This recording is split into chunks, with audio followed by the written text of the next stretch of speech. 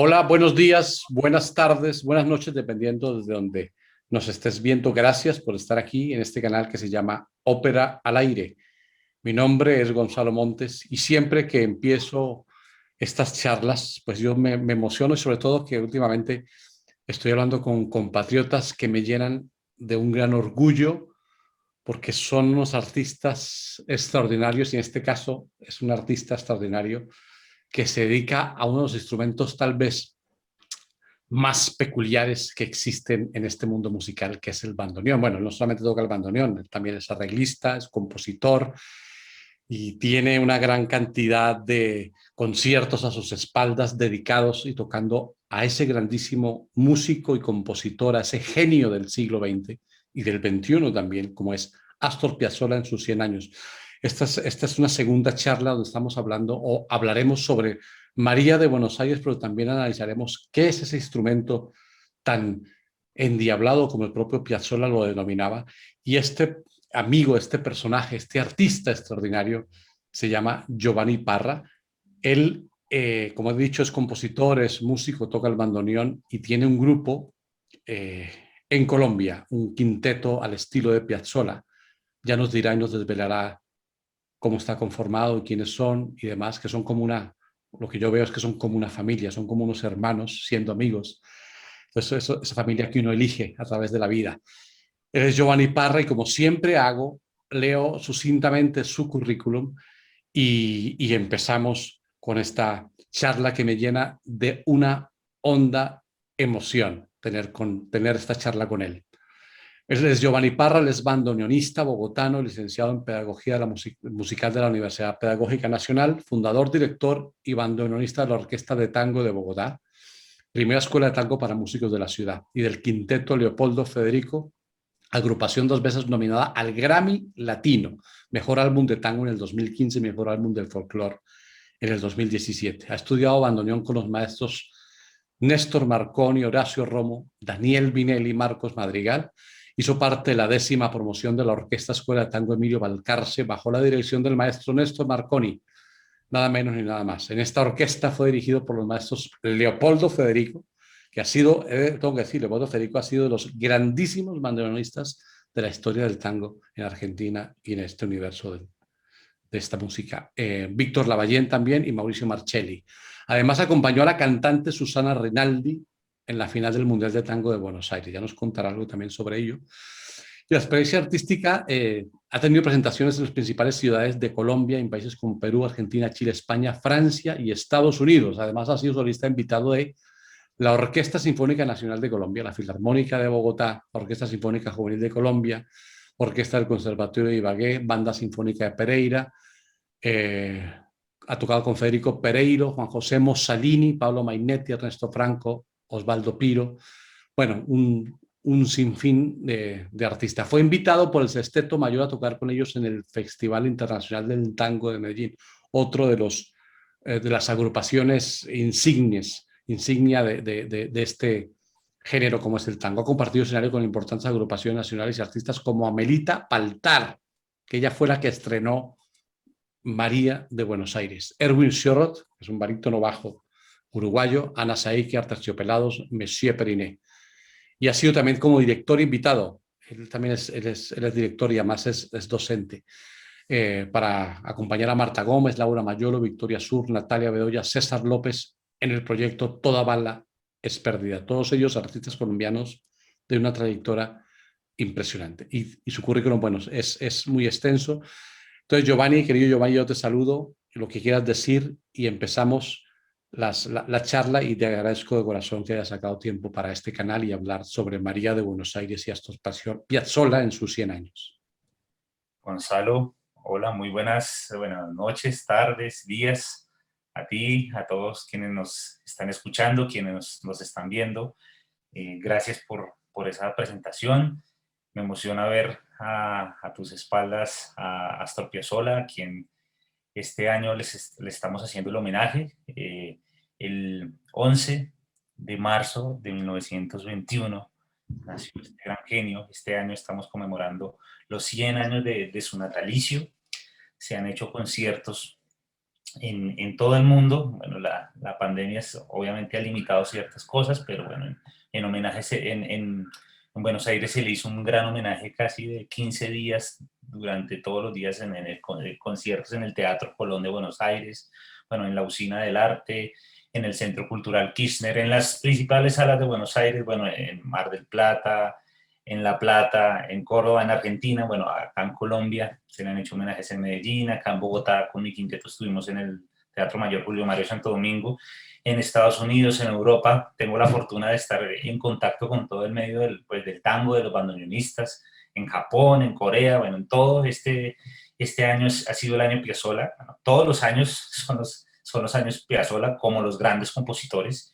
Piazzolla es, creo yo, el músico latinoamericano más interpretado en todo el mundo, porque se toca además en todos los géneros. En el género clásico tenemos las orquestas, los grupos de cámara, y músicos importantísimos del medio clásico como Guidon Kremer, como Yo-Yo Ma, como Marta Argerich, bueno, como el Cuarteto Cronos.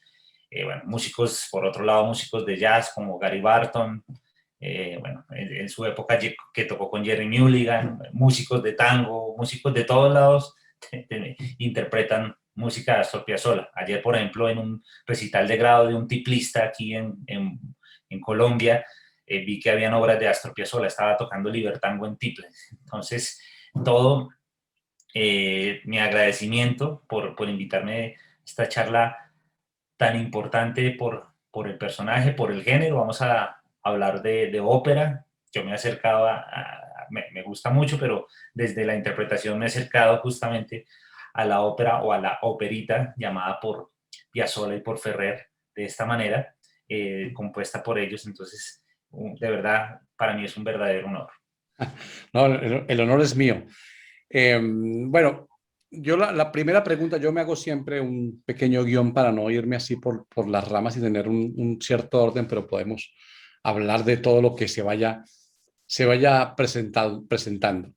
Bueno, Piazzolla, sabes que fue un hombre controversial, controvertido, con un carácter bastante tremendo, dicen algunos, y que era una persona pues que no era aparentemente fácil, pero yo creo que casi que la mayoría de los genios han tenido un carácter muy, muy así, muy tal vez extraño, ¿no?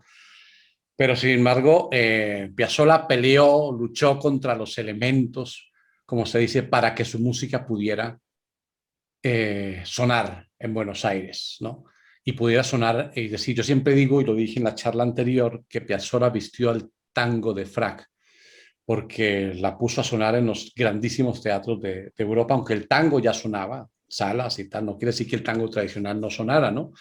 El tango sigue siendo una música maravillosa. Sin embargo, la pregunta a raíz de todo esto, del genio de Piazzolla, quería preguntarte, ¿qué ha significado Piazzolla para la música contemporánea? Si, por ejemplo, comparamos con los grandes músicos contemporáneos del siglo XX, no sé, con Hindemith, con Henze, con músicos que han hecho óperas contemporáneas, digamos, con el dodecafonismo. ¿Qué podemos decir que significaría Piazzolla en ese ámbito? Bueno, quiero aportar dos cosas o verlo desde dos puntos. Primero, el nacionalismo. Es el gran nacionalista latinoamericano, bueno, junto a Héctor Villalobos en el Brasil, eh, junto a Revueltas en México.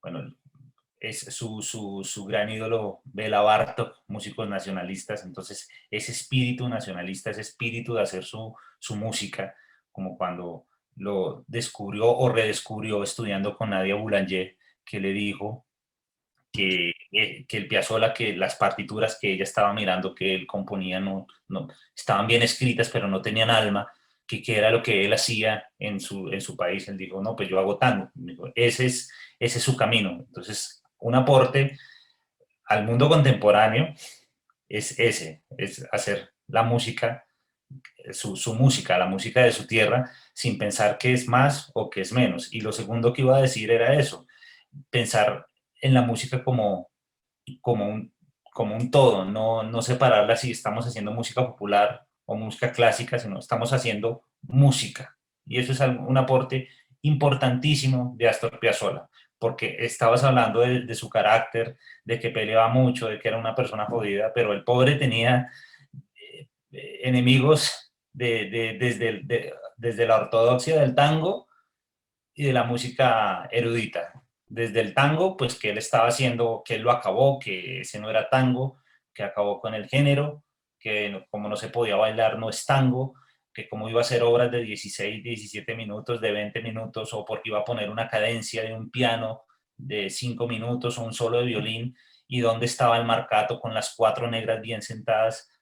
Entonces eso no era tango. Y por el otro lado, por el mundo, por el lado clásico, o por el lado erudito, que porque un bandoneón, es la música clásica, él se gana el premio Fabián Sevinsky de composición para ir a estudiar a Francia, y es muy discutido porque en el momento del premio como que lo chiflaban, lo silbaban, entonces no se sabía si eran por el lado del tango, por el lado de la música clásica, que el bandoneón, ¿por qué ahí? Entonces, me parece que esa lucha, ese genio y todo el legado que dejó y que estemos hablando hoy día y que sea tan interpretado es el mayor aporte. Ya, Y personalmente es eso. Cuando uno está en la universidad, eh, uno siente que hay una división, uno entra a estudiar, pero uno empieza a ver obviamente todos los referentes de la música en el mundo, y uno parece que olvidara o en la academia se olvida de todo el bagaje que uno trae también popular o desde la tradición, y uno siente que se jerarquizan las músicas. en el caso de Piazzolla y de los grandes compositores, que basaron también sus músicas y sus composiciones en músicas tradicionales, nunca hubo ese pensamiento de qué es más o qué es menos. Y, bueno, y toda esta mezcla de no tener que decir estoy haciendo clásico, mi música es más o es menos, sino hacer música es simplemente eso, sin la necesidad de jerarquizarla. El mismo Piazzolla tuvo ese conflicto cuando se fue a estudiar a Francia, ni siquiera volvió a tocar tango y decía, no, dejó el tango a un lado porque sentía que era una música de segunda y se va a estudiar música clásica a Francia. Entonces, el gran Piazzolla y el Piazzolla que surgió y el Piazzolla que conocemos y el Piazzolla que pasó a la historia fue el Piazzolla que hizo tango. El Piazzolla... Sin embargo, él tenía un empeño de ser músico clásico, ¿no? Porque cuando él llega donde Nadia Boulanger, incluso a Rubinstein en Buenos Aires, está la anécdota que le muestra una partitura y le dice, ¿y qué más? Le dice, no, esto no es una sinfonía, esto es un arreglo para piano, o algo así, le dice. Pero él tenía un empeño inicial en ser músico clásico y al final encuentra, digamos, esa identidad musical o identidad artística, pero sus primeros empeños eran querer componer sinfonías, componer música clásica, ¿no? Claro, tal vez me estoy yendo por las ramas, me emociona pues hablar de Piazzolla y bueno, todo lo que he ido descubriendo de él y todo lo que me ha influenciado, y sé que influenciaba a músicos en todo el mundo.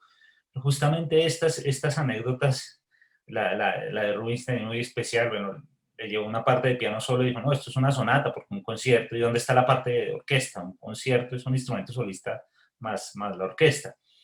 Y ver bueno, Piazzolla, su creencia, después la fue cambiando por toda la obra que hizo, era que si no se hace música, si uno no hace música erudita, si uno no es concertista, si uno no está en esa línea, pues no. Y si, digamos, uno se dedica a tocar bambucos, en el caso de Colombia, o a tocar zambas, o a tocar músicas populares, uno no está, digamos, en una élite musical, que sí lo están otros músicos, pero me parece que no tiene un sentido, a pesar de que se menciona mucho siempre esa diferenciación entre la academia, entre lo popular, entre la partitura, entre la oreja, todas esas cosas. Me parece que todo termina llegando a un punto, como lo decía Aníbal Troilo, que hay dos clases de música, la buena y la mala. Entonces, ahí como que se acaba, fin de la La discusión. discusión, sin duda, sí, porque siempre pensamos, y sobre todo en el caso de la ópera, ¿no? Por ejemplo, lo que nos ocupa hoy, eh, se piensa que la ópera es buena música. No, no, en la ópera hay ladrillos que uno dice que son infumables, ¿no? Hay músicas que, por lo menos a mí, no me apasionan ni me gustan tanto. Y sin comparar, que sea una comparación odiosa, casi toda la música de Astor Piazzolla referente al tango es música buena. Yo pocas cosas he escuchado de Piazzolla que diga, pueden que gusten unas más que otras, ¿no? Sin embargo, claro, lo académico no siempre necesariamente es lo excelso. La música popular, la que nace, digamos, como nace el tango en Buenos Aires, en los bajos fondos, como el jazz, es música muy sentida, ¿no? Música que nace del corazón y del alma, y es música buena. Al hilo de todo esto, Piazzolla es un compositor musicalmente, es complejo. Yo lo veo incluso auditivamente. Claro, aunque es el tango, digamos un tango contemporaneizado, se puede llamar de esa manera, o que lo ponen, lo actualiza, digamos, de alguna manera. Son músicas a veces difíciles de escuchar, no como si se escuchara, por ejemplo, la comparsita. A lo mejor caigo yo aquí en una cuestión banal, pero tú me corregirás si es así o no. la música, por ejemplo, si escuchas la comparsita es mucho más fácil auditivamente para una persona que no tenga cierto acercamiento que escuchar, por ejemplo, una obra de, no sé, la Milonga del Ángel, algo así, ¿no? O cómo ves tú esta diferenciación con el tango tradicional? Ahí entramos en un mundo subjetivo, también hablando de los gustos, de la experiencia, de la escucha. Bueno, retomando el hilo que venimos hablando de lo clásico y de lo popular, justamente la fantasía de Astor Piazzolla, bueno, y de muchas músicas populares, no quiero decir cuando yo estaba hablando que por aquí la música popular y la música clásica, muchos músicos populares dicen, no es necesario estudiar Bach, o estudiar Beethoven, o estudiar Mozart para hacer las músicas que estamos haciendo por estos lados del mundo. Y si pensamos, gracias a Bach, a Beethoven, a Mozart, existen todas estas músicas. Y el jazz y el tango, en el caso de Piazzolla, gracias a que se nutrieron de esas músicas, llegaron a ese punto de belleza, de complejidad. Bueno, ya llegar al punto de, obviamente, la comparsita o el choclo, otros tangos, digamos, digamos que es más reconocible una melodía por la construcción, que es una melodía y un acompañamiento, es más, digamos, más fácil de escuchar, pero no quiere decir que, no sé, Villuya, la Milonga del Ángel, el Adiós Nonino, no tengan ese mismo contenido. Adiós Nonino, lo que más suena, lo que más recuerda a la gente es esa melodía triste del pam, pararam, pararam. Entonces, es también un plano subjetivo de lo que puede gustar o de lo que no puede gustar. Lo que yo pienso, y siempre lo digo cuando hablo de Piazzolla, es que bueno, cuando todos quienes lo atacaban de no es tango, no es tango, cuando yo estaba en Bogotá antes de irme a Buenos Aires, cuando yo conozco a Piazzolla y empiezo a escuchar sus entrevistas, a leer sobre él, me vuelvo fanático totalmente de su música, escucho esto que estábamos hablando, de Piazzolla que peleaba con todo el mundo, que lo único bueno era Piazzolla. Entonces yo creía que cuando me iba a estudiar bandoneón a Buenos Aires iba a estudiar era solo Piazzolla, y que Piazzolla era una cosa y el tango era otra cosa diferente. Llego a Buenos Aires, empiezo a escuchar, entro a una orquesta de tango a estudiar el estilo, a estudiar Pugliese, Salgán, D'Arienzo, Di Sarli, y descubro que Piazzolla es tango, es 100% tango, viene de la tradición, porque muchas veces dicen tango tradicional y Piazzolla. Piazzolla es también parte de la tradición. Todos esos ruiditos que tú escuchas, Gonzalo, que parece una guacharaca, que es el violín, o que hay unos efectos percusivos en la música de Piazzolla, ¿se lo inventó Piazzolla? No, eso viene de la década del 10, del sexteto de Julio de Caro, cuando empieza el otoño porteño, pam, pam, con esos clúster, eso se llama la yumba, es un efecto que instauró el estilo de Osvaldo Pugliese en esa orquesta. Entonces ahí uno va empezando a escuchar todos esos elementos interpretativos que Piazzolla, digamos, sistematizó eso y lo puso en su música. ¿Qué es lo extraño, qué es lo diferente de la comparsita? Que bueno, que no me arranca con la melodía o no me arranca con una introducción de 8 compases, sino Adiós Nonino, antes de esa melodía linda que mencionaba, arranca con una cadencia de piano de 2, 3 minutos. Arranca con la duración dura más que la comparsita, la cadencia. Como sabemos, la cadencia es un elemento técnico de un instrumento donde el objetivo es mostrar virtuosismo. Ahí está la cadencia. Entonces, Claro, pero aquí en este punto, claro, tú hablas de algo muy importante. Tú dices Piazzolla viene del tango tradicional, pero no es tango tradicional, ¿no? hace parte de la tradición. Es que es eso, yo no lo diferenciaría, yo pondría a Piazzolla dentro de los estilos del tango. ¿Qué son los estilos? Maneras de tocar. Así como, saquémoslo de la música, ¿no? Estilo es una manera de hablar, como mi estilo para hablar, mi estilo para vestirme. Dentro del tango, ahora me lo dirás también para relacionarlo el tango con la ópera, me dirás también los estilos de ópera. En el caso, en el caso del tango están los estilos de tango que no hay un estilo rápido, un estilo lento, un estilo rabioso, sino los estilos son los nombres de los compositores, porque fueron de los creadores. Ellos dijeron, es la manera de acompañar en mi estilo, yo acompaño el tango así. Yo acompaño, Pugliese lo acompaña así, con la yumba, salgan de esta manera, y Piazzolla es otra columna de otro estilo, no es que esté por allá y no hace parte del tango. Por eso yo digo que hace parte de la tradición, Ya. que su música es resultante de esa tradición. Claro, pero bueno, para que nos ilustres un poco más, Piazzolla hace un cambio métrico en el compás, ¿no? Es decir, como sabemos que el tango es 2-2-2-2, ¿no? Y Piazzolla lo que hace es 3-3-2, es decir, agrupa ese grupo, no sé si de corcheas o cosas, las agrupa de una manera diferente, que eso es lo que le da un viaje distinto, Pero, ¿verdad? pero ahí reitero lo que estoy diciendo. Esta agrupación esta agrupación viene del origen del tango, del origen del género. ¿De dónde? De la habanera. Tan, param, pam, pam, param, pam. Viéndolo en cuatro cuartos, que es en donde está escrito el tango, son dos negras con puntillo y una negra. Y eso que está diciendo, esa es la subdivisión que en tango o en la base rítmica se llama el 3-3-2. Eso es Un, como dos, una, tres, eso es una, un, dos, eso tres, es, un, dos, un, dos, tres, un, dos, tres, un, dos, un.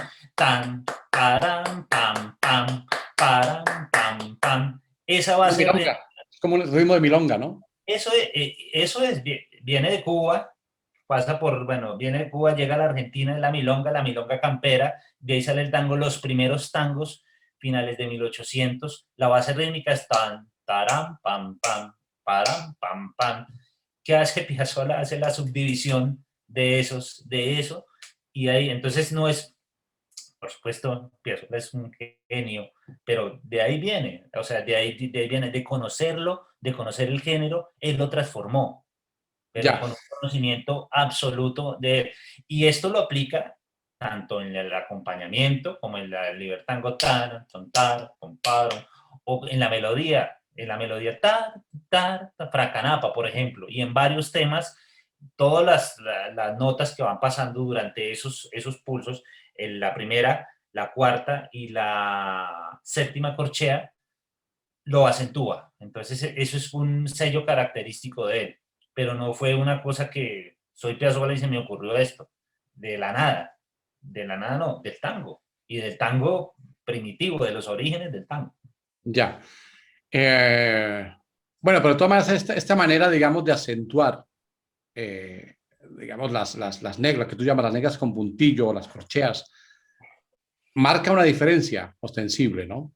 Es decir, Claro, él le da una diferencia y por eso el tango suena, no es que no suene a tango, a mí Piazzolla me suena a tango, pero sí suena distinto, incluso las armonías no son las armonías eh, tónica, dominante y sensible y chao, ¿no? Hay un cambio sustancial en la armonía de lo que hace la música de Piazzolla, ¿no? eh, es, por supuesto que sí, por supuesto que sí, y en la armonía, en la forma, hablaba de las cadencias, en los elementos de composición. eh, Uno no escucha en esa época, hablamos de los años, la época dorada del tango, 40, 50 tangos que contengan una fuga. Entonces Piazzolla, uno de sus elementos de composición era realizar el fugado. No es una fuga estricta que empieza, expone el sujeto, después el contrasujeto hasta que termina, sino expone el tema así, una fuga a cuatro voces, como la fuga que aparece en María de Buenos Aires, Fuga y Misterio, pero como la fuga de la muerte del ángel o como la fuga en Fugata o en Calambre, es un recurso que utiliza bastante. El contrapunto, no necesariamente que esté la fuga, siempre usa mucho recurso del contrapunto. Bueno, Piazzolla, fanático de Bach, como yo creo que no sé, más del 90% de los músicos, de los compositores. La armonía influencia total Bartók, Stravinsky y el jazz, los músicos del jazz. Eh, y para ir entrando en María de Buenos Aires, yo, no, yo tuve la fortuna de tocarla en 2019. Siempre, ya aquí tengo el LP. El primero. Sí, yo lo había escuchado, digamos, el formato original en que salió la obra. Yo la había escuchado, bueno, y uno se casa con ciertos números. Yo ya había tocado varias veces la milonga de la Anunciación, que así está anunciada en el disco. No se llama Yo Soy María, sino es la milonga de la Anunciación, que está en dos partes y tiene una letra en un momento y otra letra en otro momento. Había escuchado por el Fuga y Misterio y me gusta el poema Balseado, pero digamos que no lo había concebido como una obra completa, como pasa con la ópera, que uno conoce el área de tal ópera que es la famosa, así me pasaba con María de Buenos Aires. Pero retomando el tema de las armonías, hay la romance del duende es un pianista de jazz totalmente y el uso de la cuerda en algún momento yo me sentía en Nueva York. Claro. Eh, las armonías jazz totalmente, el uso de la batería, no solo de desde la armonía, sino desde la instrumentación. Entonces, Piazzolla es una suma de influencias, además porque él nació bueno, nació en Mar del Plata, pero sí crió en Nueva York. Entonces, todo esto que estamos hablando, todo este músico fue influenciado por muchas músicas, por muchas ciudades, por varios factores que hicieron de su música lo que hoy conocemos. Pero lo que vemos que Piazzolla siempre andaba en esa búsqueda, era una cuestión como experimental, quinteto, noneto, octeto, sexteto, septeto, bueno, todos los etos. Uh -huh. Yo creo que él intentaba buscar sonoridades distintas, ¿no? Era una cuestión como una especie de laboratorio era en esa constante búsqueda. Obviamente a mí hay por ejemplo, hay agrupaciones que me gustan menos y tal vez no es ese Piazzolla, digamos, más, como no sé cómo llamarlo. El quinteto, que es el tradicional, en un noneto a mí yo a veces no lo siento muy, ese Piazzolla que conocemos, ¿no? Tal vez por esa búsqueda, pero esto es netamente un gusto personal, ¿no? No quiere decir de que no haya esa genialidad. Hablando del tándem, del grupo, de la unión que hace con Horacio Ferrer, que es la palabra, porque siempre habíamos conocido, yo cuando inicié digamos, el gusto también por Piazzolla, siempre lo relacionaba con la parte instrumental, ¿no? Es decir, siempre lo instrumental ha sido, digamos, la bandera de Piazzolla, ¿no? Conocemos las cuatro estaciones y Milonga del Ángel, todo este tipo de cosas, Triunfal y demás, ¿no? Pero entonces la palabra empieza a formar parte importante de esa creatividad piazzolana, ¿no? Se une con Ferrer, que es cuando componen Balada para un loco. Y en María de Buenos Aires, pues la palabra sabemos que es muy importante. Sin embargo, es la poesía de Ferrer, hablando netamente de las canciones de Ferrer, son mucho más complejas de entender que incluso tangos con el lunfardo más lunfardo, ¿no? Aunque es una belleza de poesía, es una belleza de cómo distribuye los versos y demás, pero es bastante difícil. Si para una persona, digamos, que no escuche Piazzolla acercarse, y esto es un punto de vista no crítico, todo lo contrario, no es nada fácil asumir, por ejemplo, escuchar María de Buenos Aires, decir, la termino, porque hay palabras que no se entienden. ¿Cómo ves tú este manejo de la palabra en Piazzolla, por ejemplo, en Balada para mi muerte, que es mucho más explícita? Chiquilín de Bachín es más sencilla, pero hay palabras del lunfardo, obviamente, que son del tango, pero que lo hacen a veces más complejo de escuchar, ¿no? Sí, me hiciste recordar de cuando escuché en vivo María de Buenos Aires en el Teatro Cervantes en Buenos Aires, haciendo de duende Horacio Ferrer. Tuve la fortuna, bueno, en el bandoneón Néstor Marconi, en el violín Pablo Agri, hijo de Antonio Agri, que grabó en esta versión que yo mostré. Y yo recuerdo que, por supuesto, el duende Horacio Ferrer hablaba y yo le entendía, yo estaba hablando español y, bueno, para los oyentes seguramente estarán relacionados con lo que es el lunfardo, pues digamos, es como un dialecto, una manera de hablar del porteño, un un lenguaje que nace de la migración, bueno, de tantos migrantes que llegaron a la Argentina. Usan muchas palabras italianas, bueno, en vez de decir pierna, dicen gamba, o la birra, O hablar al revés, ¿no? ya, al desre, el nopia, el limbio. Eso, esa hablar se la escucha a maestros que tuve de 70, 80, eh, che, el nopia, che, cuidado el nopia, pero a los jóvenes no, eso ya no lo escuchaba y eso, el lunfardo es algo casi que se está quedando, que se está perdiendo, pero en las letras de tango se conserva mucho. Bueno, en Cambalache, bueno, en las letras de los tangos más representativos, y yo de escuchar tango me fui relacionando esto que es, o de escuchar a los argentinos, pero escuchaba a Horacio Ferrer y yo dije, pero este yo no lo había escuchado en el lunfardo.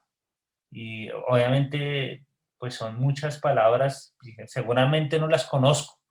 Después hablé con un amigo que especialista, me dice, no, es que lo de Ferrer ni siquiera es lunfardo y ni siquiera es nada, es Ferrer, es su universo. Son palabras que él se inventa en un imaginario, claro, entonces es complejo, pero es una construcción realmente bella, es para volverla a escuchar, para leerlo, para entenderlo. Por supuesto vienen letras más digeribles y hermosas, como Chiquilín de Bachín, bueno, la balada para mi muerte, O la la bicicleta balada, blanca. No sé, la bicicleta blanca que es de Ferrer también, creo. sí, sí. Y, y bueno, y esta es obra, para hablar de lo cantado, no sé si, bueno, yo creo que leí en alguna biografía, no sé si era mal genio que le producía Piazzolla o qué le producía, pero le causaba, no le causaba mucha gracia que se estuviera volviendo más famoso por la balada para un loco que por una obra instrumental de gran envergadura.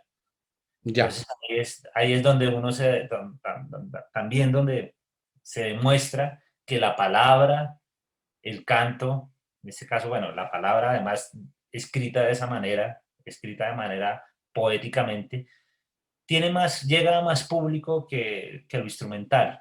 Es algo bueno, muy directo. Es así, Ya. bueno, como la ópera, que además de la música, del contenido musical, tiene un contenido también teatral, tiene un contenido escrito, digamos, no es que necesariamente la música deba tener sí o sí un significado que todos entendamos de la misma manera. Eso también es lo bello de la música. Algo instrumental, alguien puede decir que es alegre, otra persona puede decir que es triste, a uno lo hace llorar, a otro lo hace reír. Eso es bueno de la transmisión de la música. Pero ya cuando hay una letra que se puede cantar, que se puede tararear, llega más públicos y por supuesto hace que el compositor, en este caso Astor Piazzolla, bueno, y el poeta Horacio Ferrer, tengan más renombre como esa dupla. Entonces, Piazzolla siempre decía eso, bueno, se hizo más conocida esa obra de 3 minutos, además que está toda la historia que no ganó el concurso, que quedó de segunda, pero nadie se acuerda cuál fue la que ganó el concurso, y sí Es se acuerda verdad. de la gran balada para un loco. Es verdad. Bueno, hablemos, que nos cuentes, porque hemos visto, hemos escuchado, hemos tarareado algunas melodías que son hechas para el bandoneón. Piazzolla decía que el que quisiera estudiar el bandoneón es que estaba muy mal de la cabeza, estaba loco, porque decía que es un instrumento endiablado. Yo hablaba en la primera charla o en la primera presentación de que es un instrumento, obviamente tiene bueno, viene del armonio, por el viento, por el fuelle y tal, pero a los que, digamos, no tenemos un conocimiento en profundidad de lo que significa un bandoneón en las manos de una persona, por ejemplo, como tú, o de tu maestro Leopoldo Federico, o de tantos grandes. Bueno, dicen que Piazzolla compuso María de Buenos Aires en el bandoneón, no estoy seguro, porque también tocaba el piano y componía en el piano. Explícanos cómo es esa configuración del bandoneón, que sé que el do está por acá, el re está en otra, el re está en otra estratosfera. Entonces, tocar todo eso, hacer la armonía, hacer que suene abierto de una manera, hacer que suene cerrado de otra.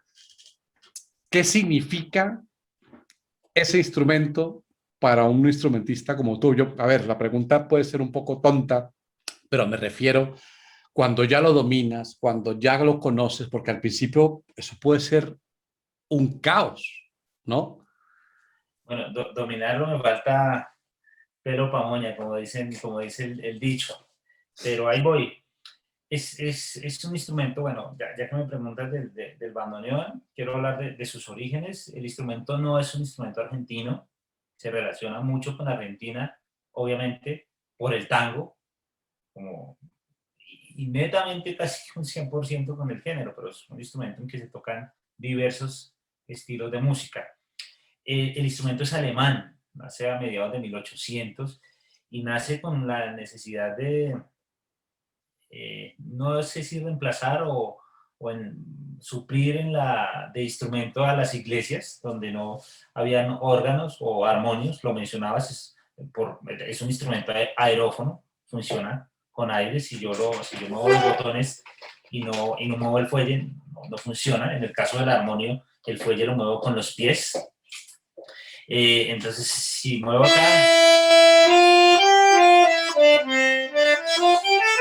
entonces lo primero, ahora, yendo a tu pregunta, es cuando me encuentro en este instrumento y veo que está acá el do, acá el re, acá el mi, acá el fa, pero salto acá el sol y después al la acá y después el si, do, digamos que acá tengo un mi y acá tengo un fa, y después de que me aprendo esta escala, cerrando, hago lo mismo y es totalmente distinto, pues es una locura. Con el tiempo, obviamente uno va descubriendo más que una lógica musical, porque están ahí, si es una lógica ergonómica, porque en el bandoneón no se puede usar el dedo 5, perdón, el dedo 1, como en el piano, que se usa para el pulgar, para, para ligar, digamos en el caso do, re, mi, fa, sol, la, si, do, paso el pulgar por debajo del dedo 3, acá, del dedo corazón para ligar. En el bandoneón no puedo hacer eso, entonces tengo solo 4 dedos para hacer una escala. Entonces digamos que van a espiral. Y también, por ejemplo, una escala cromática es bien rara.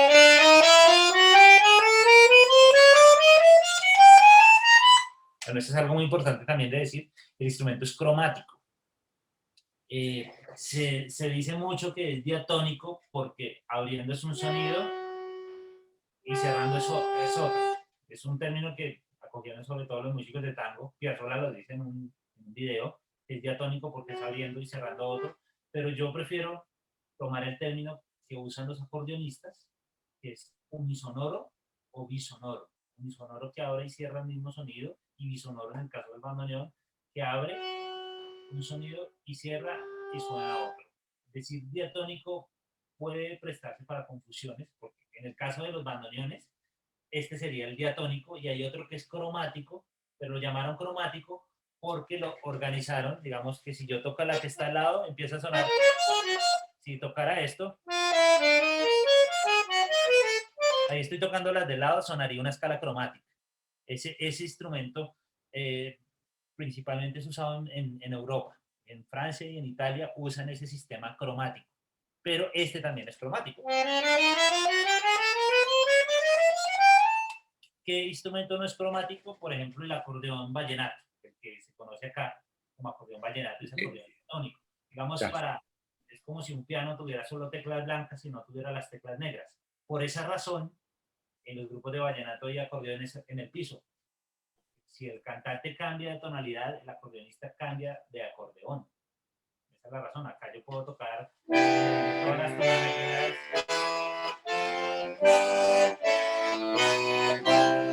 Sí, mayores, menores. Sí, en do mayor, do sostenido mayor, re mayor, mi. Bueno, está todo el instrumento, digamos, se puede tocar en cualquier tonalidad. abriendo es un sonido, cerrando es otro. Vamos, tengo acá. Bueno, acá la escala es acá de esta manera. Y en la mano izquierda cambia totalmente. Vieron que empezaba más unido, acá empieza bien abierto.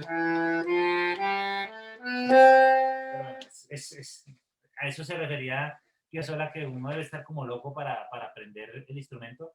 Claro está, y yo le digo a mis estudiantes, eso no es lo difícil del bandoneón.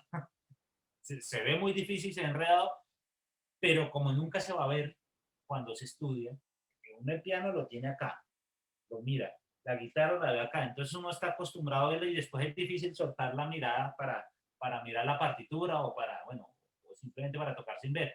El bandoneón desde la primera clase es a punta de tacto.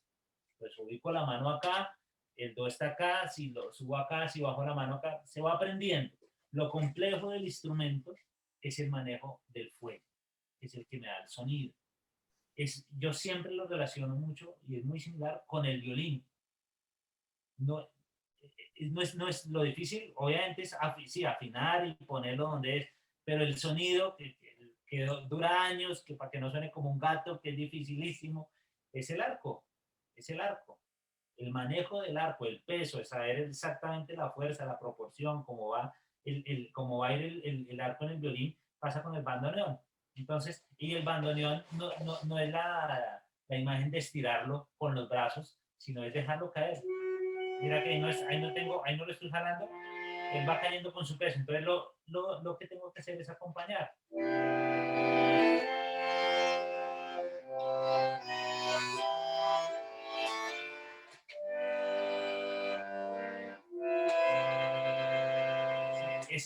Eso le va a dar un sonido dulce o un sonido atropellado, bueno, en fin. Eso es lo complejo del bandoneón que se va a ir aprendiendo con los años. El orden y todo no es para... Siempre mete miedo, pero eso se va a ir aprendiendo. Bueno, y también algo complejo, ya cerrando el capítulo del bandoneón, es que no hay bandoneones. Llegamos a una época donde se necesitan millones y hay cientos, muy poquitos, Ya. porque el instrumento dejó de fabricarse a mediados del año 40 en Alemania. Se está fabricando nuevamente hace 15 años, pero no en masa, con algunas iniciativas de luthiers en Argentina, como 3 o 4 personas, y en Alemania, pero no es como de un bandoneón, además que son carísimos los instrumentos nuevos. Entonces instrumentistas que tocamos profesionalmente, preferimos también los viejitos, se mandan a restaurar. Este es más o menos de 1930, este instrumento. Pero si alguien, por ejemplo, acá en Colombia quiere aprender y te digo, ¿tiene el bandoneón? Pues no. ¿Dónde lo compro? No hay. Por ejemplo, No acá en hay. Colombia no hay. Y pasa de mano en mano, de músico en músico. Entonces, bueno, ojalá que se empiece a hacer más en más. El problema es el costo de la fabricación. Pero bueno, la verdad es un instrumento hermoso y que ojalá se estudiara y se tocara muchísimo más. Ya, pues muy ilustrativa tu explicación. La cuestión entonces aquí que voy a preguntarte dentro de mi ignorancia es, todos los instrumentos obviamente son difíciles de aprender y llegar, no sé si a dominarlos o más o menos tener facilidad para ejecutarlos. ¿Se puede decir que el bandoneón es más complejo que cualquier otro instrumento? Eh, Sin comparar, evidentemente. Yo puedo decir que el arpa, pues una arpa es compleja, una guitarra es compleja, el piano es complejo, pero por ser un instrumento tan atípico, vamos a llamarlo, que no se toca cotidianamente, que ojalá se tocara cotidianamente en las orquestas y demás, que se encaja en distintos estilos de música, aunque yo sé que tú estás haciendo una revolución con la música de Colombia, implementando el tango en nuestra música folclórica, que eso es maravilloso. Pero entonces a eso va mi pregunta. ¿Es es más complejo, más difícil que otro instrumento o no? para responderte de manera general, me parece que todos los instrumentos tienen a un punto ya profesional una complejidad. La voz, dice, no, la tenemos ahí, va a cantar, vaya cante, vaya y haga, sea profesional. Ya. Las horas, exactamente igual pasa en el piano, pues a un nivel ya profesional, a un nivel de buscar un dominio, y ese dominio se busca con la naturalidad, con la relajación. como que agarrar el instrumento y como si no uno no lo tuviera.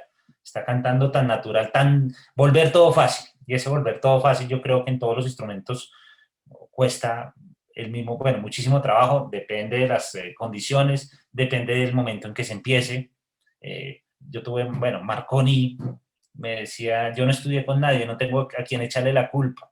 Arrancó como a los 9 años y estaba estudiando piano y todo lo que estudiaba en el piano lo pasó al bandoneón. No tuvo un solo profesor y es el mejor bandoneonista de la historia, no de la actualidad. Es el instrumentista más virtuoso que ha tenido el bandoneón.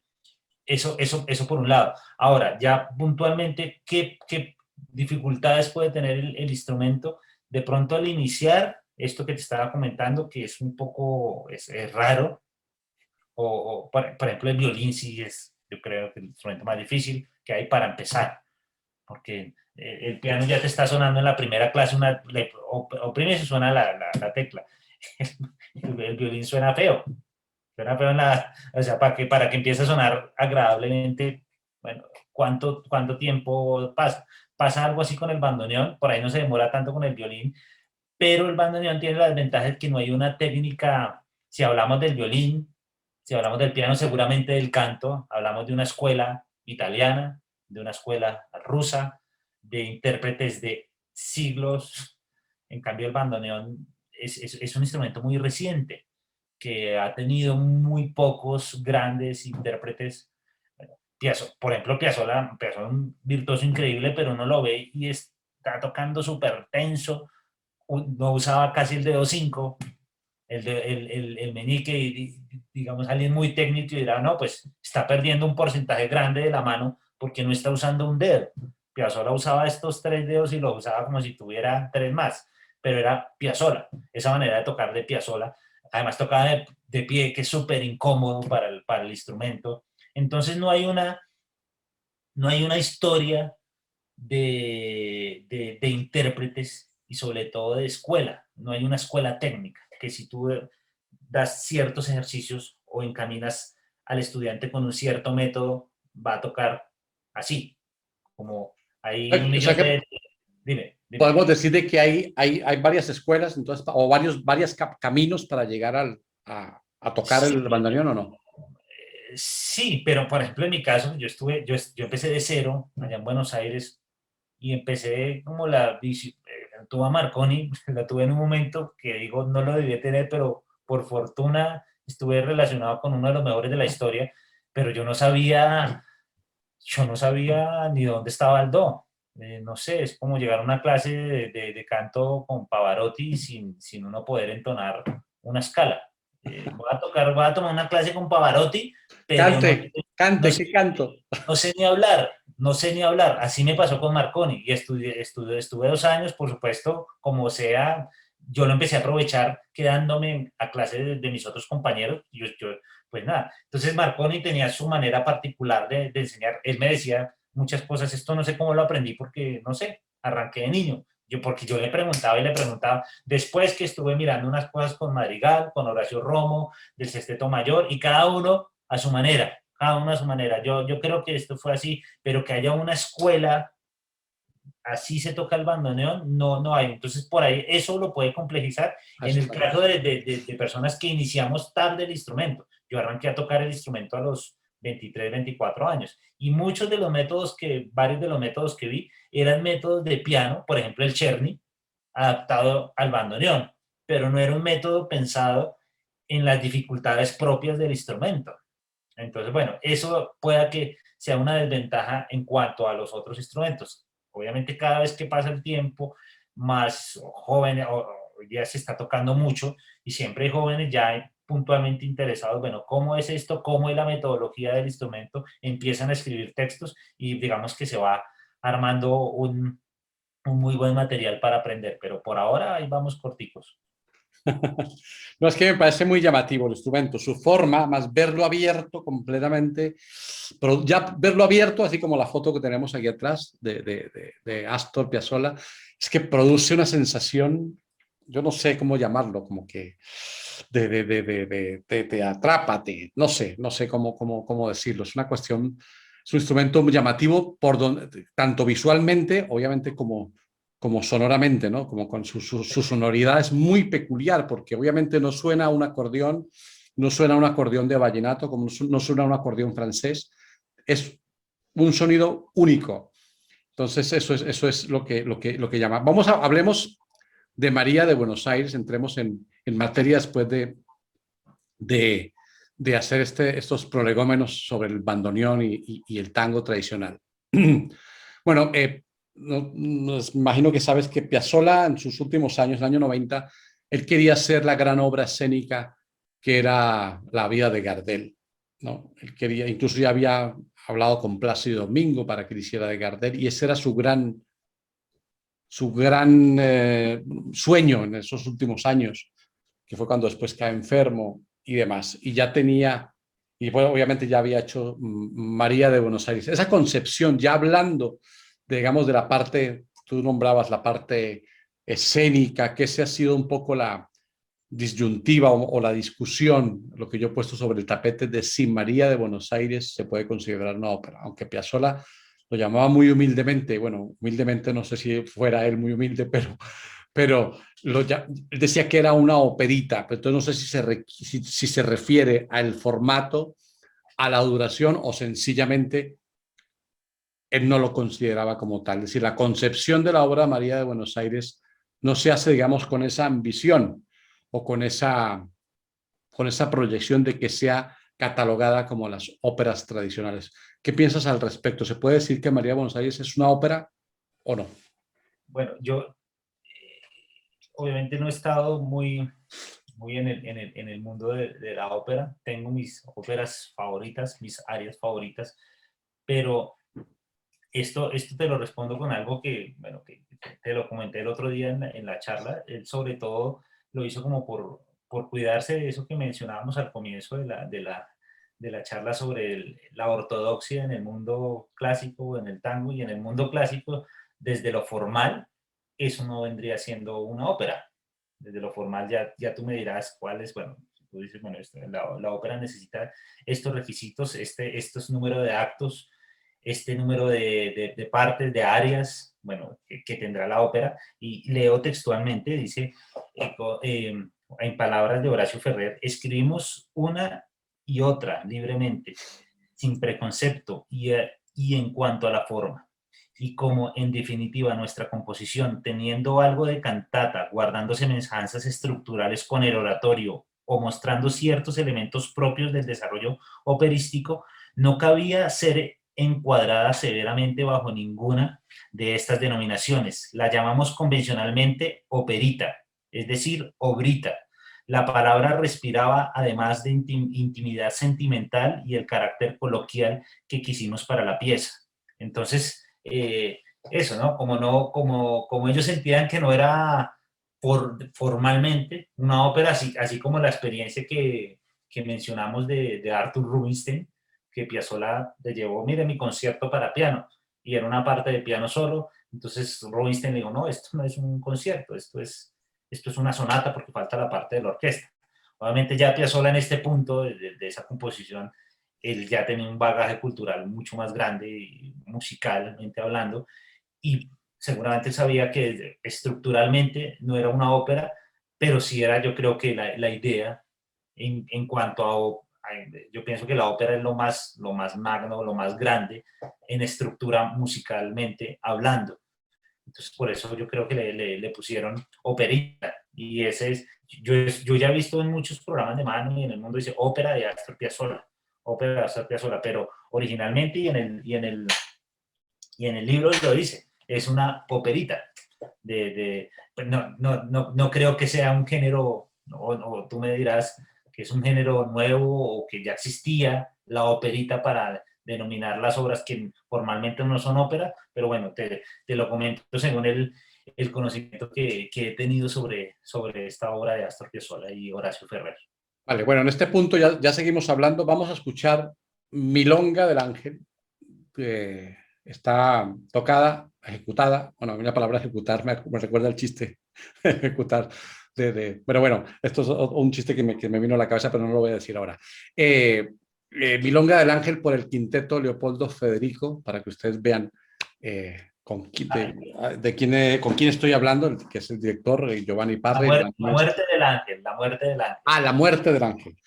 Vale, la muerte del ángel y ya volvemos en un minutillo.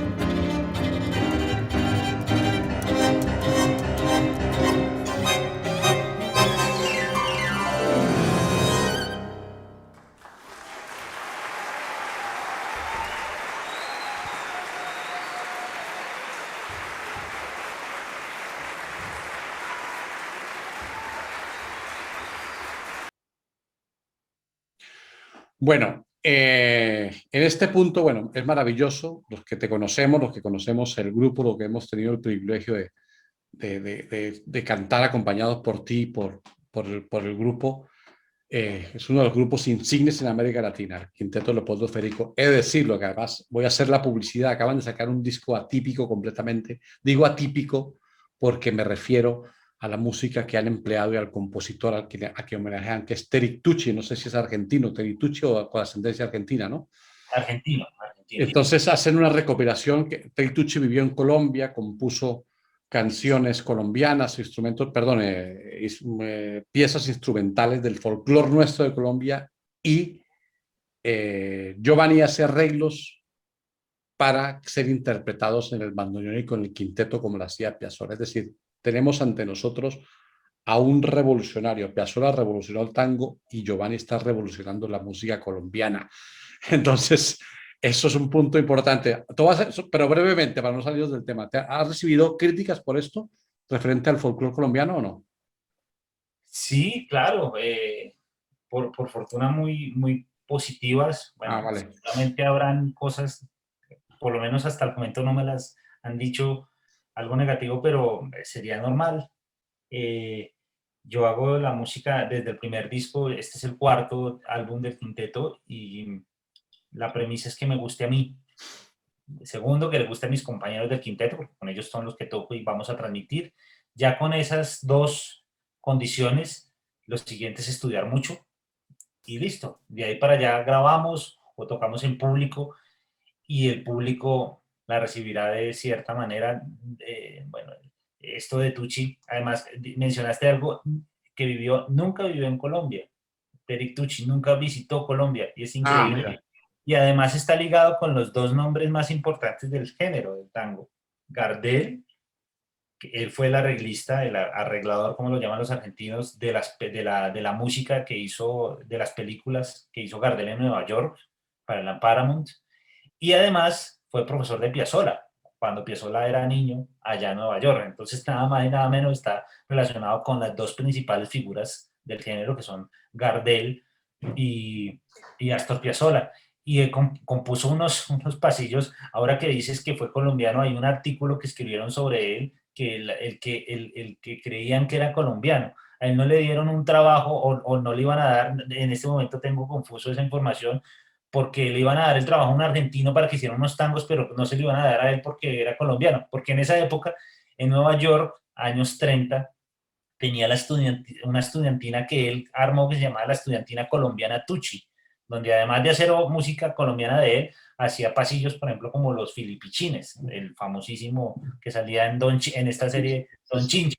Entonces, bueno, siempre me causó curiosidad y yo tengo un grupo de tango y hay un argentino que hizo música colombiana, hagamos música, esa música y le encargo, bueno, los arreglos se los encargué al maestro Fernando El Chino León, un gran referente de la música andina colombiana y ese fue el resultado. Ya ese nuestro, ya es el tercer disco que hago con música andina colombiana, el segundo del quinteto, ¿para qué más? Con música de compositores contemporáneos.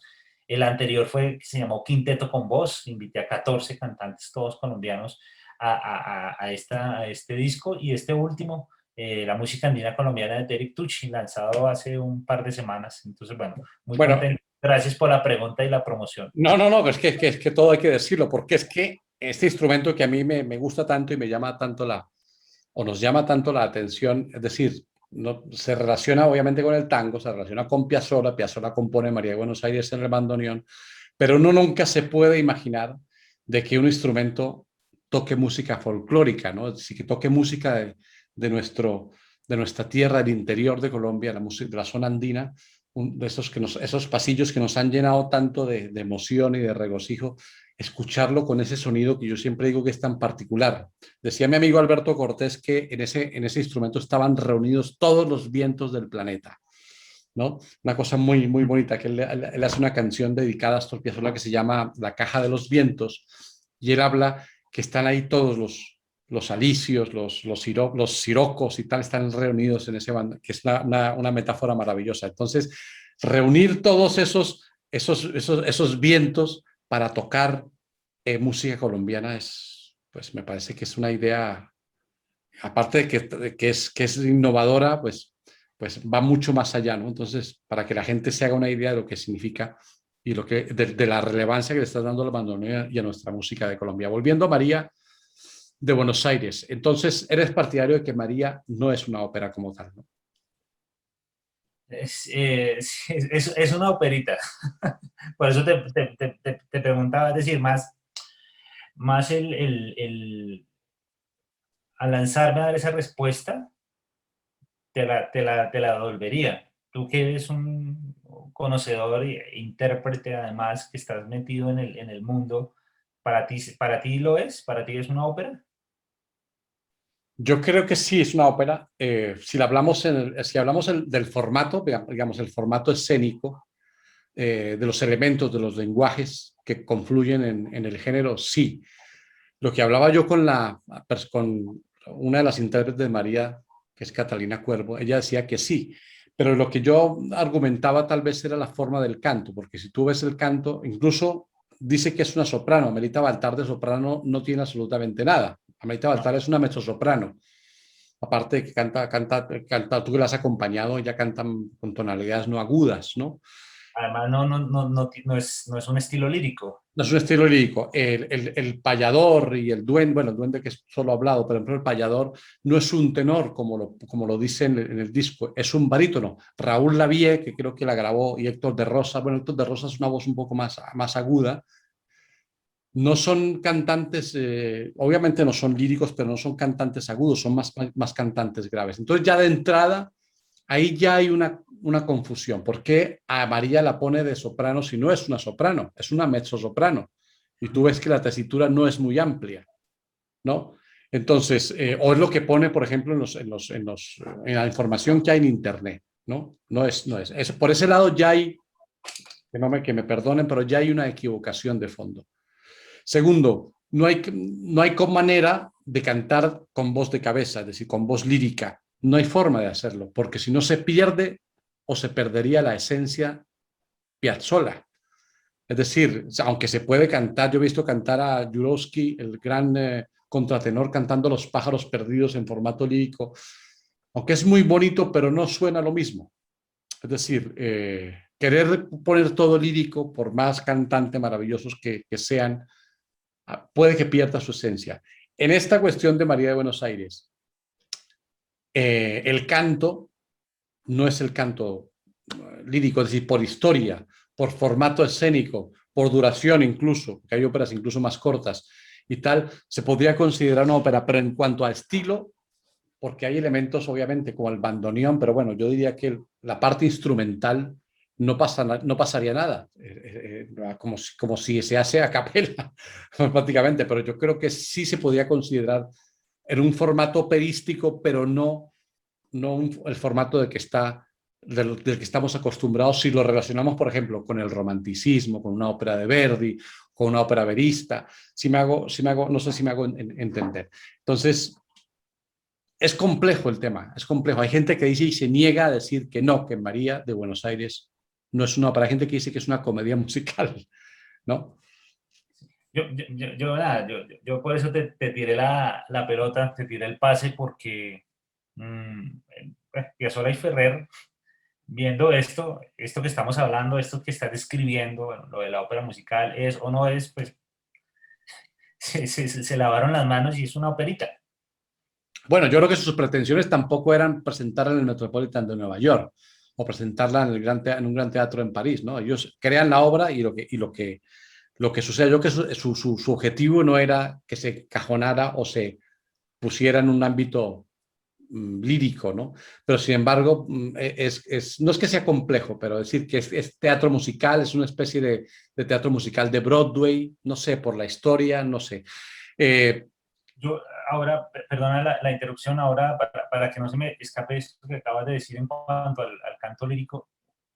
Ahora, como lo mencionaba, de algunas obras de Piazzolla que te gustan o te gustan, hablando del gusto, yo también, hablando del gusto y como músico de tango, de género, y bueno, como fue concebida originalmente bueno, cantada por Amelita Baltari, y esto, propiamente a mí me gusta más hacia el canto popular. Yo cuando la escuché con Horacio Ferrer, el cantante era Guillermo Fernández. Guillermito Fernández es un cantante de tango increíble, no era un cantante lírico, que además pues, sí tiene un registro de un tenor increíble, pero la impostación de la voz no estaba desde la técnica lírica. Y María, la mujer, Julia Senko, también una gran cantante, Maravillosa cantante, maravillosa. que no es una cantante lírica, que no hace los vibratos propios del lírico, o ahora que mencionabas al cantante que al contratenor, seguramente se ha escuchado a Plácido Domingo cantando tangos. Bueno, ¿quién va a criticar a Plácido Domingo?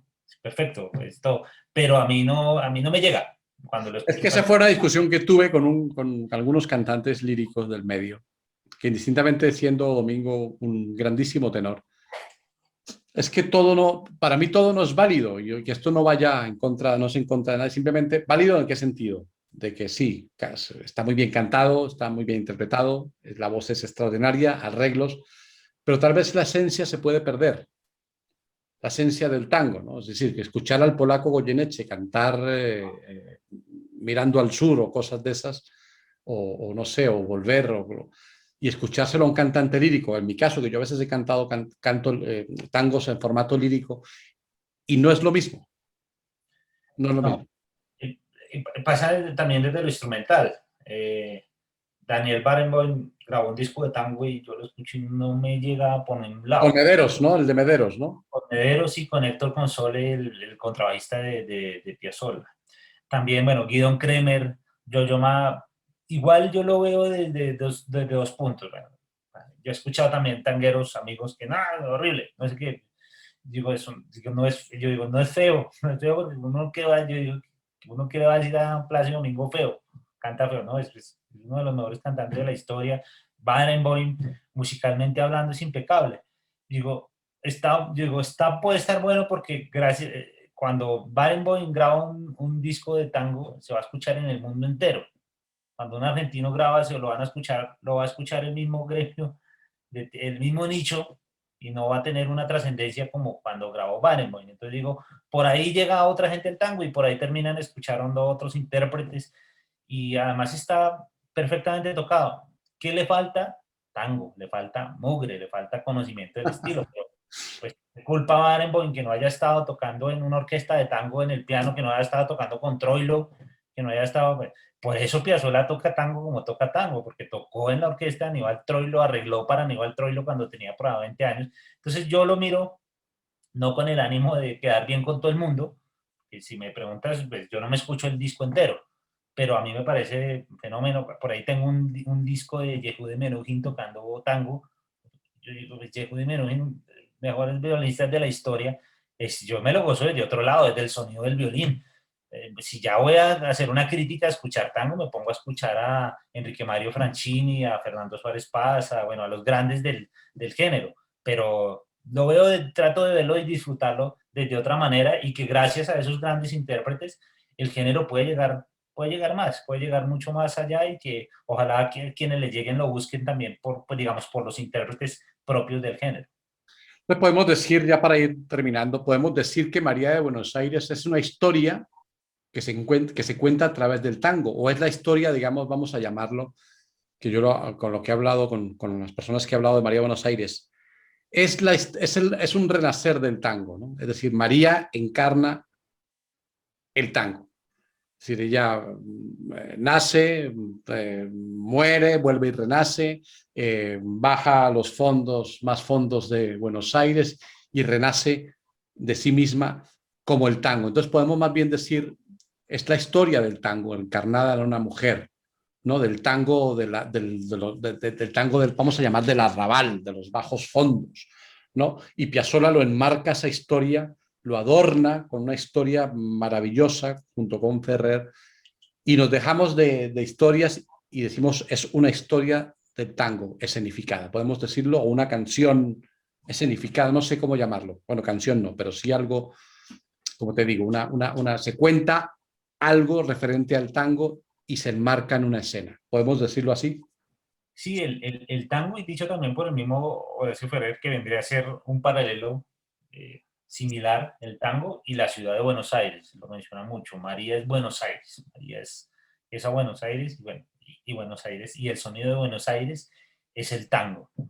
Eh, También un tango visto desde la mirada de Astor Piazzolla, ¿no? Está ahí algo que importante mencionar, el formato que usó.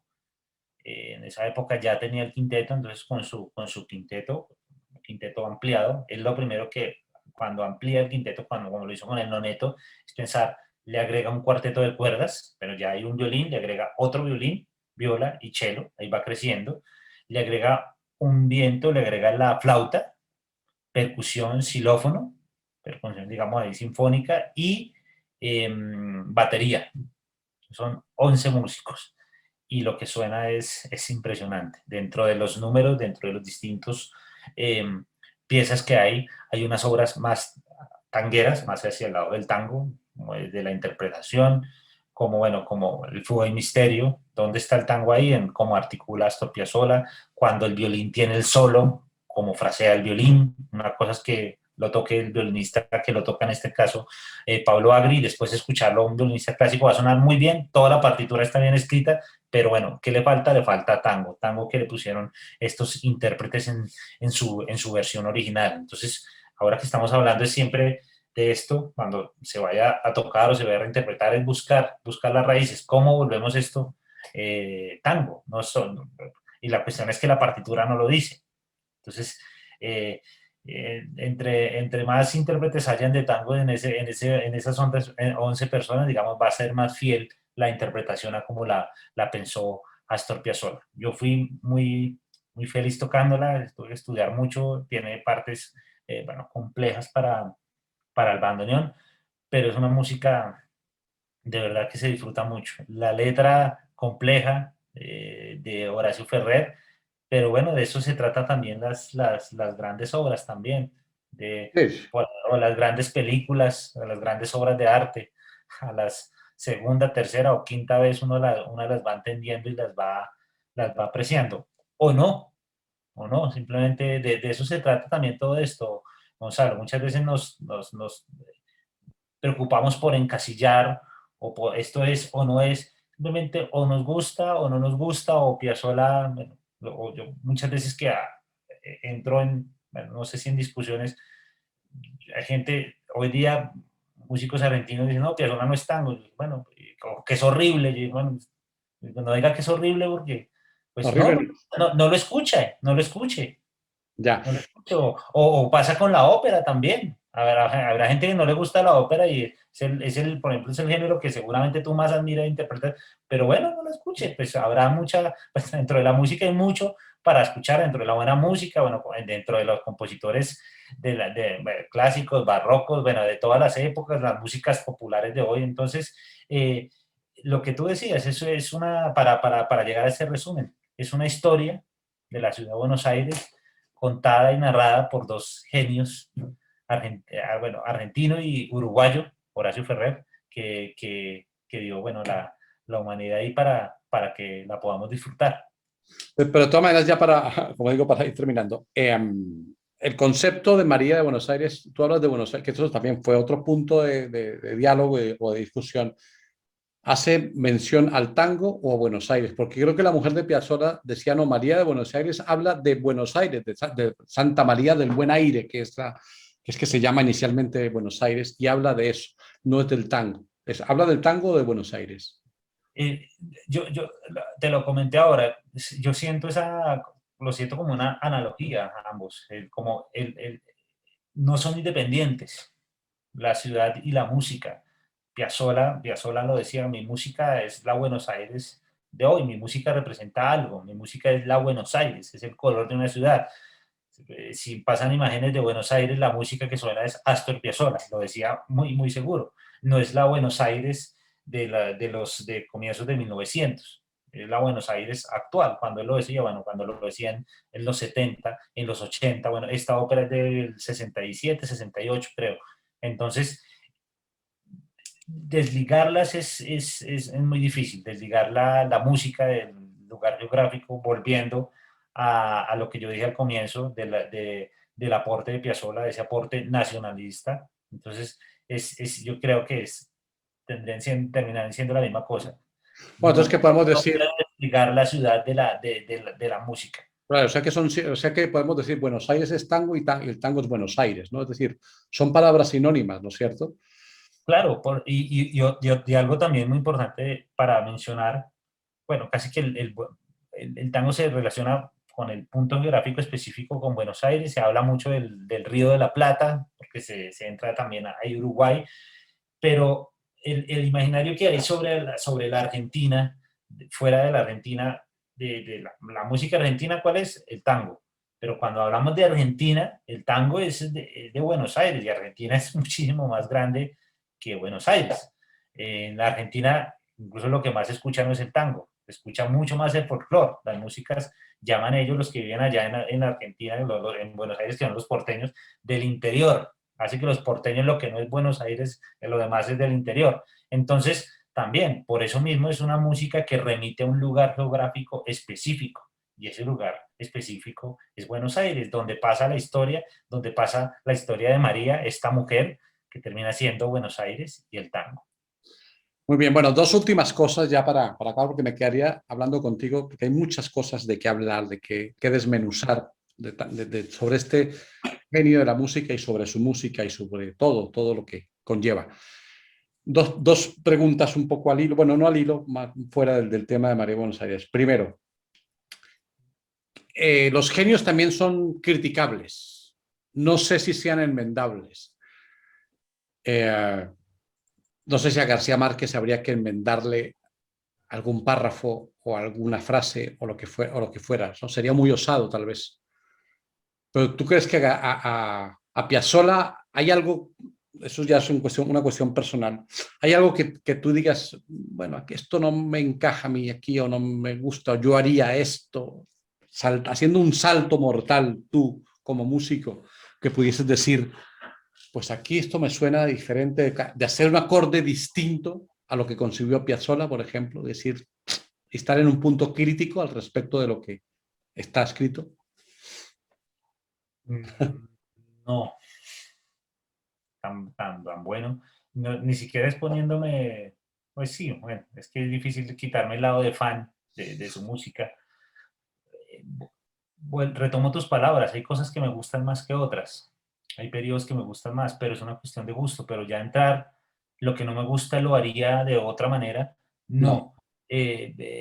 Tal vez sí diría, bueno, ojalá me hubiera gustado que, por ejemplo, el formato, yo no sé, lo peleo con el quinteto, pero de los formatos que más me gustan, o lo que más me gustó que Piazzolla hizo en la historia fue el octeto, que fue antes del quinteto, antes del noneto, cuando tocó con Leopoldo Federico, año 53, recién llegado de Francia, armó ese es el Dream Team, como en la época de Michael Jordan, de todo eso que no le gana, ese era el Dream Team del tango, pero era una cosa increíble y pues históricamente Leopoldo Federico me contó, me dijo, no, cuando tocábamos había más público, más músicos que público. Eran ocho, y año 53 te lo recomiendo escuchar el Octeto Buenos Aires. Pues grabaron solo 2 discos, pero no, y eso hay cosas que suenan más revolucionarias que el quinteto en los años 70. Estamos hablando de años 53. Entonces, si me pones a decir algo, yo digo, "Ay, no, me hubiera encantado que hubiera seguido tocando en ese quinteto más tiempo. O que no hubiera hecho él intentó y grabó un disco que llamaba Jazz Tango, como tratando y la intención de fusionar algo. Él cuando se puso con la intención de hacer algo, por ahí no le salía. Él decía que el revolucionario no piensa, no decide ser revolucionario, lo es. Entonces, digamos, pero todas esas búsquedas pasa que cambiar algo en su historia, por ahí nos pasa como en la película Volver al Futuro. Si cambiamos algo, por ahí Piazzolla no termina llegando a donde llegó. Y eso, ¿no? De pronto en el último sexteto que tuvo, que fue con Daniel Vinelli, el gran maestro, amigo del alma, eh, en ese sexteto no me gustó que no tuviera violín. Y lo cambió por el cello y para mí el violín en Astor Piazzolla, yo digo muchas veces, me gusta más el violín que el bandoneón. es imprescindible. Sí, además Suárez Paz, Con eh, su, con quien tocas, no sé si es en Escualo, donde la que pusimos y al en, inicio, en Escualo. Y, que es un y sonido que tú identificas, sabes que es Paz, ¿no? Tiene un sonido claro, único. claro.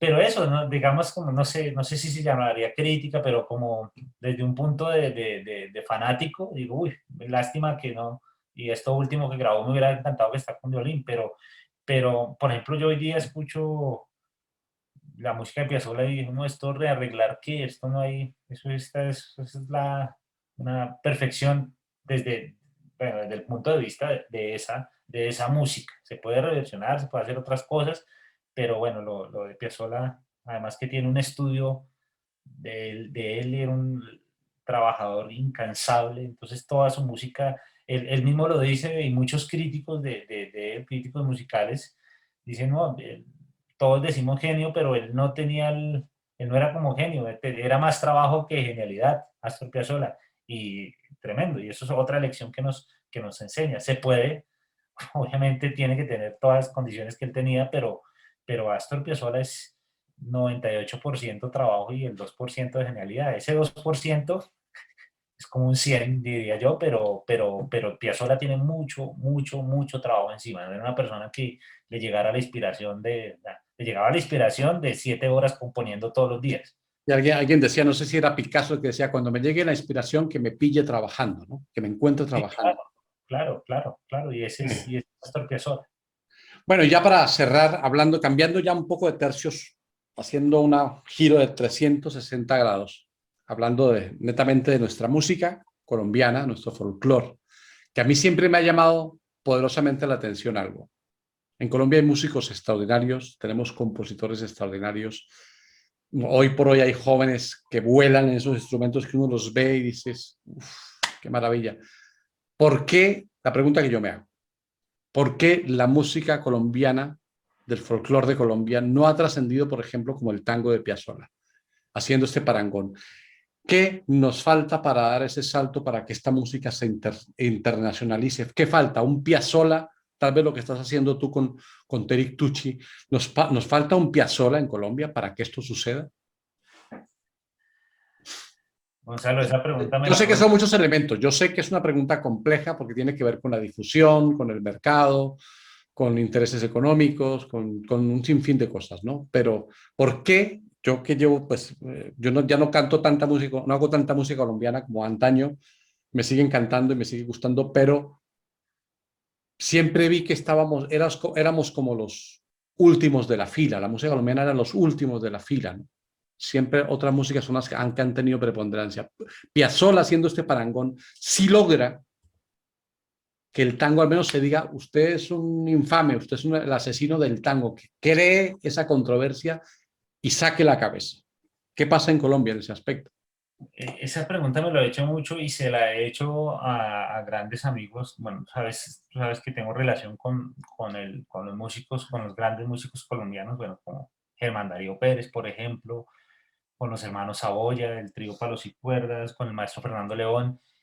Yo me hago esa pregunta, aún creo que no he encontrado la respuesta o lo he estado buscando, porque la música colombiana, yo digo, esto no tiene que envidiarle al tango, que es la música que yo he estudiado, o a otras músicas.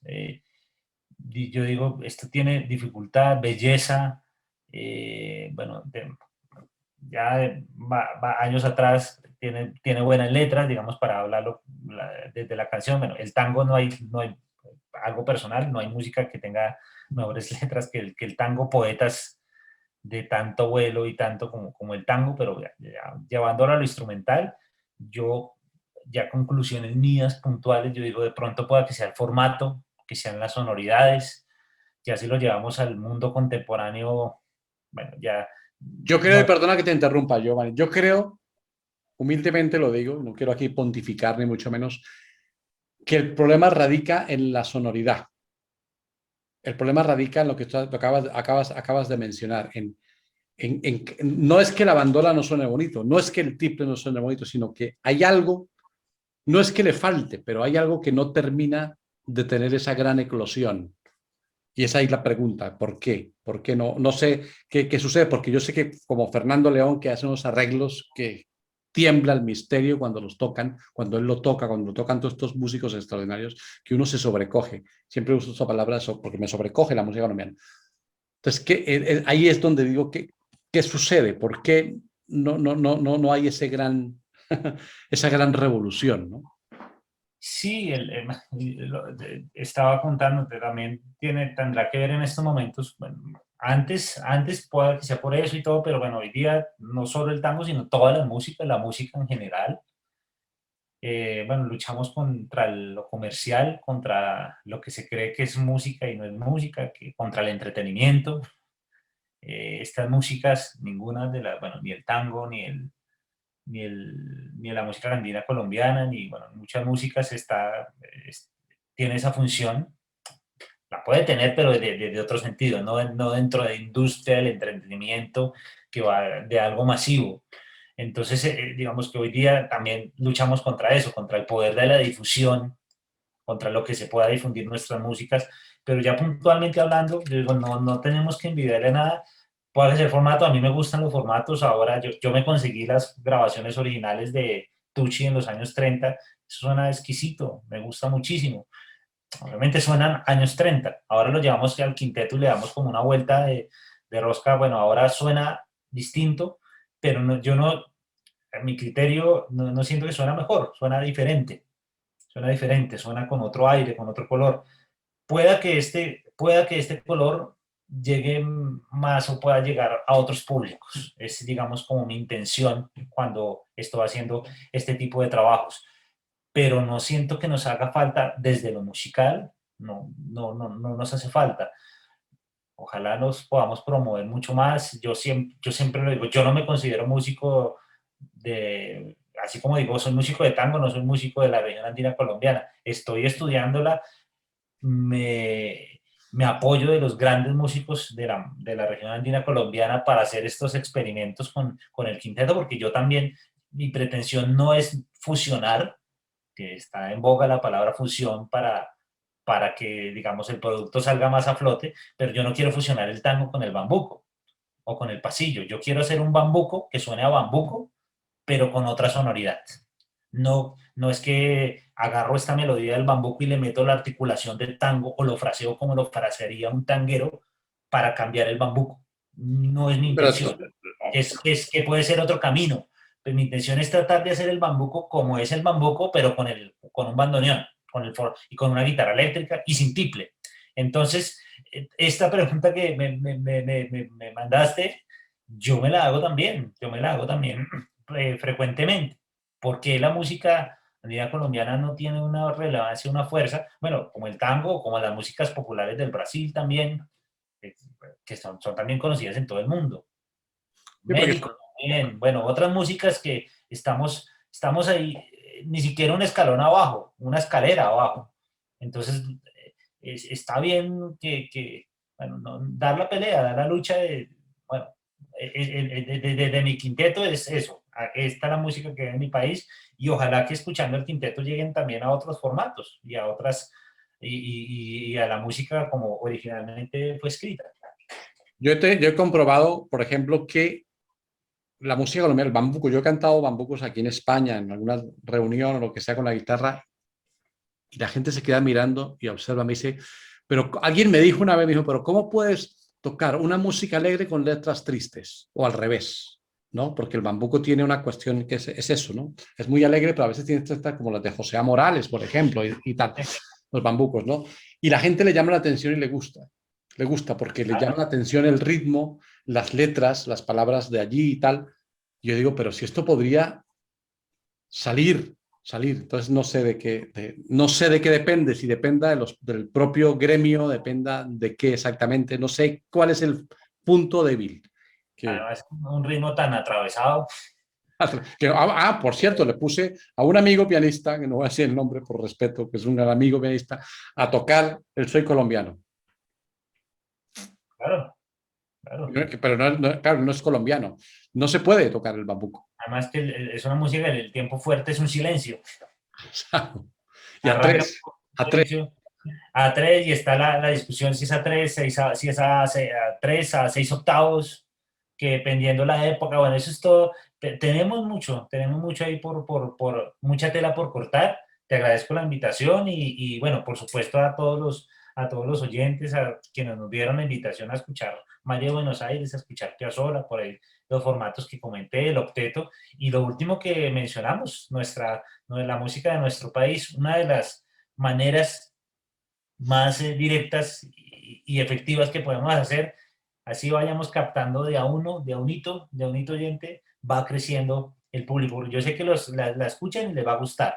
Entonces, ahí vamos creciendo en audiencia que a futuro nos escuchará en un concierto, nos comprará un disco, nos seguirá en redes, bueno, pero esa yo creo que en nuestras músicas, en nuestro nicho, esa es la manera, de a unito. Uno, o sea, haciendo el montoncito poquito a poco, poquito a poco. Bueno, aquí llegamos al final, a la conclusión. Hablamos hoy de María de Buenos Aires con Giovanni Parra, bandoneonista, compositor, amigo, músico extraordinario colombiano, un adalid de la música de Piazzolla y de la música colombiana. Y llegamos concluyendo de que pues lo que es María de Buenos Aires, que es el tema que nos ocupa o que nos ha ocupado hoy, María de Buenos Aires es una historia, la historia del tango y la historia de Buenos Aires. Que si es ópera o no, no es lo más relevante, prácticamente. Y agradecerte a ti, Giovanni. Te deseo muchos éxitos con el disco de Terry Tucci. Voy a dejar los enlaces, fotos y todo ese tipo de cosas para que la gente vea de lo que se trata, de cuál es su trabajo.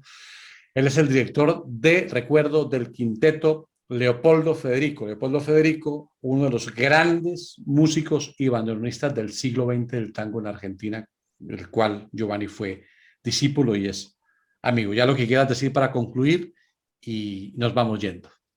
Bueno, nuevamente a ti, muchas gracias. La invitación, que espero que, bueno, con todas estas épocas de pandemia se nos dé. Vas a venir en el mes de agosto a Bogotá. A cantar Piazzolla, no lo había dicho yo porque dicen, este tipo hace estas entrevistas para hacerse publicidad, pero sí, vamos a cantar Piazzolla La, con el quinteto de Leopoldo Federico. la publicidad te la hago yo, ¿no? Vamos a interpretar, vamos a cantar las obras más representativas. Dentro de ello habrán, por supuesto, partes de María de Buenos Aires, bueno, obras como Balada para un Loco, Balada para mi Muerte, El Gordo Triste. Bueno, es un recorrido por la música, por la canción piazzolana, acompañada por mi quinteto, por el quinteto de Leopoldo Federico. Para mí será un placer Para mí. acompañarte.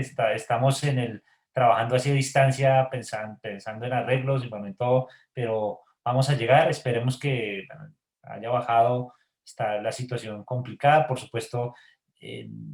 Menciono y siempre en las charlas un condolencias a las personas que han perdido familiares, a los amigos. Estamos en una época muy difícil.